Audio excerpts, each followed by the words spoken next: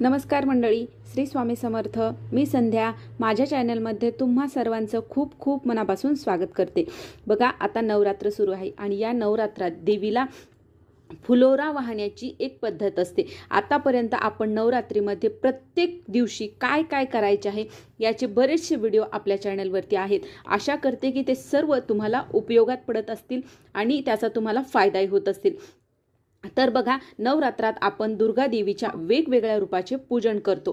प्रत्येक दिवसाचे काही ना काहीतरी महत्त्व आपल्याला सांगितलेलं आहे. प्रत्येक दिवसाचा शुभ रंग वेगळा आहे, नैवेद्य वेगळा आहे, माळासुद्धा वेगवेगळ्या आहेत. बघा, आपण आईची जितकी निस्वार्थपणे आपण सेवा करू तितकीच आई आपल्यावर लवकर प्रसन्न होते आणि आपल्या मनातील इच्छा ती पूर्ण करते.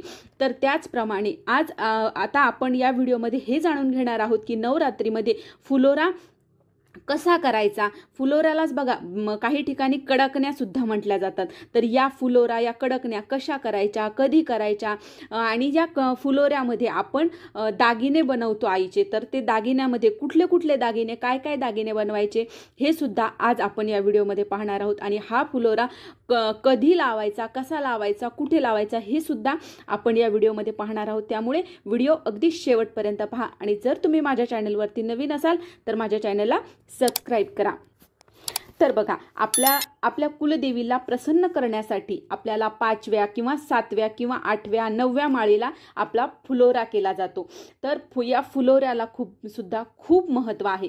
तर या दिवशी आपल्याला यापैकी कुठल्याही दिवशी तुम्ही फुलोरा करू शकता. बघा, या फुलोऱ्याचा नैवेद्य आई भगवतीला दाखवला जातो. काही ठिकाणी बघा याला कडकण्या सुद्धा म्हणतात, काही ठिकाणी फुलोरा सुद्धा म्हणतात. प्रत्येक ठिकाणी आपापली प्रथा असते, आपापला कुलधर्म असतो. भाग बदलला की प्रथा बदलते. तर जे तुमच्याकडे म्हणत असतील ते तुम्ही मानून घ्या.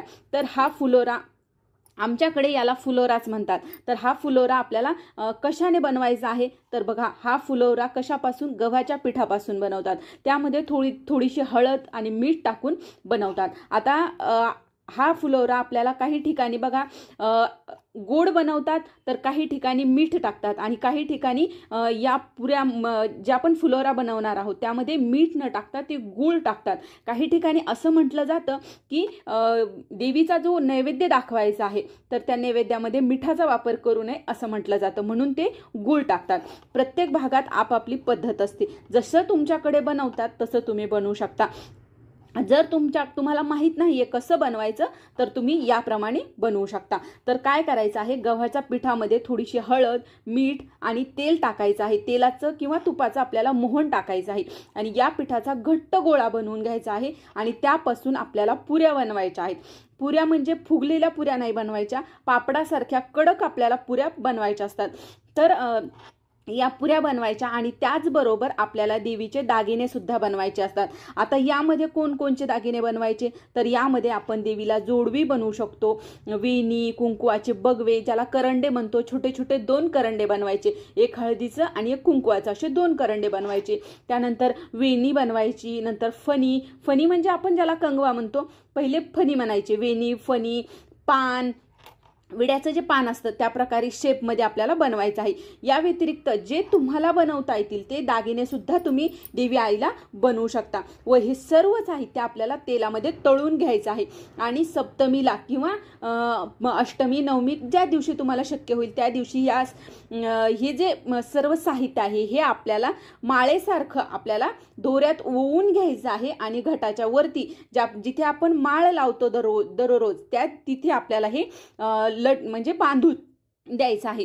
आणि बघा, हे बांधल्याच्या नंतर आता ही पूजा तुम्ही सायंकाळच्या वेळेला करू शकता. त्यावेळेला तिथे बांधायचं, नंतर हळद कुंकू लावायचं देवीला, घरामध्ये दीप लावायचा, घरभर धूप पसरवायचा, घरातील वातावरण हे मंगलमय झालं पाहिजे, कापूर लावायचा. अशा प्रकारे आपल्याला फुलोरा देवीला दाखवायचा आहे. आणि बघा, आता या फुलोऱ्यामध्ये आपण देवीला किती पुऱ्या तर बघा, पुऱ्या तुम्ही 5 घेऊ शकता किंवा 7 घेऊ शकता, कधी कुठे 9 सुद्धा घेतात. ज्याप्रमाणे तुमच्याकडे केलं जातं त्याप्रमाणे करा. आणि जर तुम्हाला माहीत नसेल तर 9 घ्या, कारण 9 दिवसाच्या 9 पुऱ्या असं म्हटलं जातं, म्हणून 9 पुऱ्या तुम्ही बांधायच्या आहेत. आणि हे सर्व दागिने सुद्धा त्या दोरीमध्येच ओवून घ्यायचे आणि तिथे आपल्याला बांधायचे आहेत. आणि जर तुम्हाला शक्य झालं तर याच्यातल्या 5 पुऱ्या तुम्ही जर एखाद्या मंदिरामध्ये सुद्धा तुम्ही हा फुलोरा देऊ शकता. आता बघा, जो आपण घरी लावलेला जो फुलोरा आहे, आता तो कधी काढायचा, तर बघा आता जर समजा आपण सप्तमीच्या संध्याकाळी आपण हा फुलोरा देवी आईला नैवेद्य म्हणून, हा फुलोरा नैवेद्य असतो देवी आईला दाखवायचा, तर हा नैवेद्य म्हणून आपण लावलेला आहे. तर 7व्या माळीला तुम्ही लावला तर रात्री, समजा तुम्ही सायंकाळच्या वेळेला लावला तर रात्री झोपेपर्यंत ठेवा, नंतर काढून तो डब्यामध्ये ठेवा. 2 पुऱ्या तिथेच बांधलेल्या राहू द्या, दागिनेही तिथेच राहू द्या. बाकी जे एक्स्ट्रा आहेत त्या तुम्ही काढून डब्यामध्ये ठेवून द्या. कारण काय होतं ना, चिलटं वगैरे होतात, त्याच्यावर बसतात आणि मग ते खाण्यायोग्य राहत नाही म्हणून. आणि जो देवीचा प्रसाद असतो म्हणून तो खायचाच असतो, म्हणून आपण त्या काढून घेऊन तुम्ही डब्यामध्ये सुद्धा ठेवू शकता. आणि बघा, नंतर त्याचा उपयोग कधी करायचा, ज्या वेळेस आपण घट हलवतो आणि आपण तळी भरतो, अगोदर तळी भरतो आणि नंतर घट हलवतो, तर त्या तळी भरायच्या वेळेस जे पुरुष मंडळी आपल्या घरी येतात त्यांना प्रसाद म्हणून त्या कडकण्या, त्या फुलोऱ्याच्या ज्या पुऱ्या असतात त्या आपल्याला त्यांना प्रसाद म्हणून नारळासोबत त्या सुद्धा द्यायच्या असतात. तर आणि जे दागिने आहेत ते दागिने तुम्हाला घरातील जी कुलस्त्री आहे तिनेच खायचे असतात, ते दागिने बाहेर द्यायचे नसतात असं म्हटलं जातं. तर बघा आता हा जो फुलोरा आहे हा का करतात, याचं महत्त्व काय आहे, तर बघा, जेव्हा आपण हा फुलोरा करतो त्यामुळे आपल्या घरामध्ये सुख समृद्धी राहते, चांगलं आरोग्य राहतं, घरामध्ये दारिद्र्य नाहीसं होत असतं आणि आपलं घर हे धनधान्याने भरलेलं राहत असतं. आपल्या घरामध्ये घर हे गोकुळासारखं भरलेलं राहतं, म्हणून हा आपल्याला फुलोरा करायचा असतो, हे त्यामागचं कारण आहे. आतापर्यंत जर तुम्ही हा फुलोरा केला नसेल तर तुम्ही आत्तापासून सुद्धा, तुम्ही यावर्षीपासून सुद्धा तुम्ही हा फुलोरा करू शकता. हे बघा, ह्यामध्ये कुठल्याही प्रकारची प्रथा वगैरे काही नाही आहे, हा एक नैवेद्य आहे, देवी आईची पूजा आहे ही, आणि देवी आईला आपण नैवेद्य तर दाखवतच असतो, त्याप्रमाणे तुम्ही हा नैवेद्य म्हणून सुद्धा तुम्ही देवी आईला दाखवू शकता. बरेच जण हा नवस करतात की माझ्या घरामध्ये, बघा काही ठिकाणी जर संतान प्राप्ती होत नसेल तर ते सुद्धा नवस करतात की मी इतके वर्ष हा फुलोरा तुझ्या चरणी वाहील, माझ्या घरात म्हणजे मुलगा किंवा मुलगी काय जे असेल ते माझ्या घरामध्ये होऊ दे, असा नवस सुद्धा केला जातो. आणि त्यामुळे आपलं घर हे सुख समृद्धीने धनधान्याने भरलेलं राहावं, घर हे गोकुळासारखं भरलेलं राहावं म्हणून हा फुलोरा केला जातो. त्यामुळे सर्वांनी हा फुलोरा करा. तर ही फुलोरा कसा करायचा, काय करायचा, हे सर्व मला तुमच्यापर्यंत पोहोचवायचं होतं. ही छोटीशी माहिती होती जी मला तुमच्यापर्यंत पोहोचवायची होती. तर कसा वाटला व्हिडिओ मला नक्की कमेंट करून सांगा. आणि जर हा व्हिडिओ आवडला असेल तर व्हिडिओला लाईक करा, जास्तीत जास्त लोकांपर्यंत हा व्हिडिओ शेअर करा आणि माझ्या चॅनलला सबस्क्राईब करा. श्री स्वामी समर्थ.